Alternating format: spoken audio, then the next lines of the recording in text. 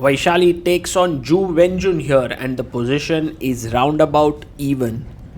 She plays her king to e2, and you can see that Wenjun now wants to create play on the queen side, pushing her pawn. Takes, queen b6, king d1, bishop takes on b5, and the queen comes to c3. The pawn is pushed forward here. Black started to get some initiative flowing here with her two bishops and the king. Two bishops and the queen. Bishop check. Vaishali goes to f2, and now bishop a6, queen b5 would have been very strong, but she goes bishop c4. Knight comes up to c2. Somehow both players down to their last few seconds and playing under a lot of stress. Bishop e1. Now the queen comes to a2. The idea is to play bishop b3. Vaishali moves her king to g1. Black brings the king to f7.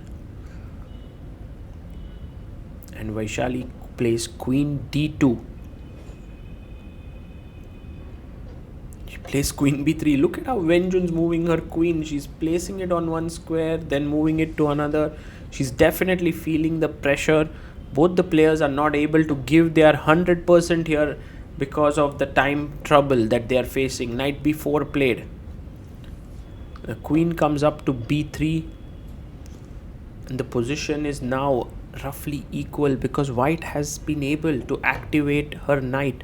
And now Vaishali goes knight a5, attacking the queen and the bishop.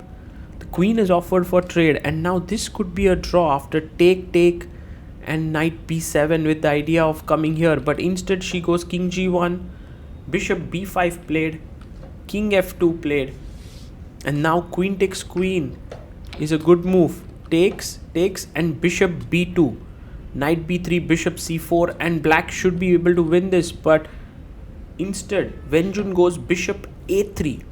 She does not play bishop c4. Maybe she was afraid of bishop c1. She's not trading here. Goes back. Bishop trade offered.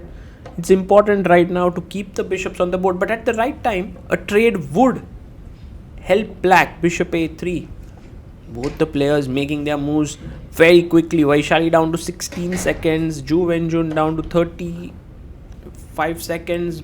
10-second increment per move. Knight d2 played.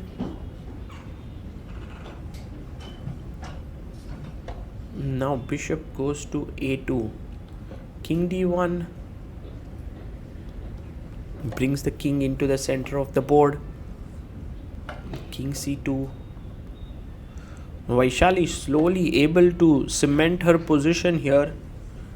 Let's see if she manages to keep it for long, because this is not an easy position to play with few seconds on the clock. King b2 attacking the bishop. The bishop is almost trapped, has to go, and now knight takes c4. Pawn takes king c3 is a draw, but instead she goes king c3, allowing the white bishop to remain alive. And this is not a good idea, because now black has this very strong bishop on e2, and the king is also entering. Bishop goes here. Now bishop f8, perhaps good move, but instead she goes king b3. King comes up to b5. Bishop c3, and now bishop a5 should do the trick to offer a trade, but Wenjun is not very keen to exchange pieces here. Check. Bishop e7 check. King has to move back. Black king moves further in. Wow. King comes to c1. Plays bishop b3. Knight to b1 played. And bishop c4. She brings her king up. And king b3. In fact, bishop a2 would have done the job here. But king b3, bishop a5, the bishop goes back. Is there any other twist in the position still? Knight c3. Black plays the king here. I think Vaishali may have some chances here. Bishop b5, it's not so simple. Also bishop here, bishop b4 should win the game. The bishop versus knight endgame is winning, but Ju Wenjun not going for it. King c2. Plays her bishop to c6. king comes to d2, bishop a4, and now knight c1 played. And this is now fine for white after knight d3. Yes, finds it. Knight d3 on the board. Bishop goes back. Knight gives a check. The king can move in. She goes backwards. A king comes up. King to d3. Bishop goes to c8. She comes back with the king. Well, it's been close to 30 moves or so since no pawn moves or piece trade has occurred, and if 50 moves are played, it is a draw. So Ju Wenjun has to be careful here about that. Bishop c4, king d2 played. The king comes to b5. Vaishali brings her knight into the center, and now take here is winning, but she goes bishop a3, and now knight c5 would be a very cool move, but she goes king c2, bishop e7. It's not at all easy here. Bishop comes to b3, and the thing is, with knight c5, the opposite colored bishop endgame is somehow drawn, so it's a little difficult to grasp that with less time, but it is. So for the time being, both the players missing some of the key ideas because they are not able to assess the position. And now after bishop f1, Vaishali brings her king to e1 and plays bishop back, and in fact here she pauses the clock and calls the arbiter. I think she wants to play king d2, and she's claiming a threefold repetition. The arbiter says she'll check and come. She gets up from the chair and sees what is the move number.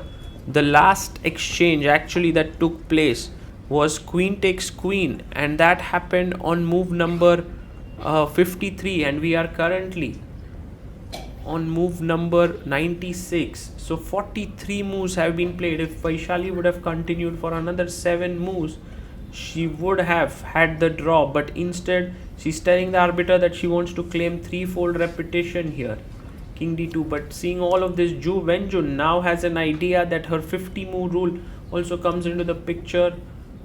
She's asking the arbiter what exactly is happening.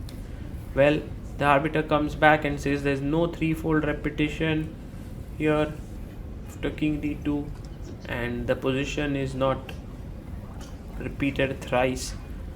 Ju Wenjun starts the clock, but Vaishali pauses it and says you will get extra time here because of my incorrect claim, which means that Ju Wenjun will get 2 minutes extra perhaps for that. So king d2 played.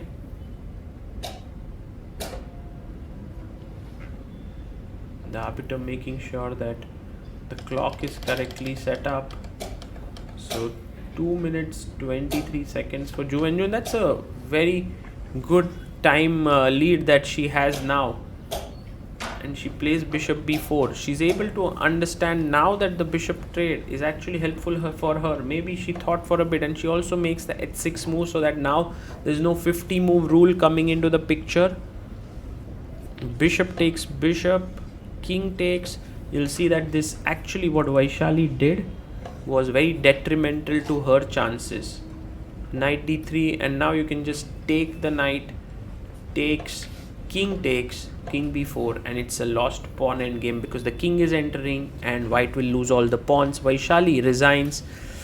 She had her chances to hold because Ju Wenjun was unable to find a way, but that claim where precious time was spent also allowed Ju Wenjun to think through how she could win, and then she just converted it with ease.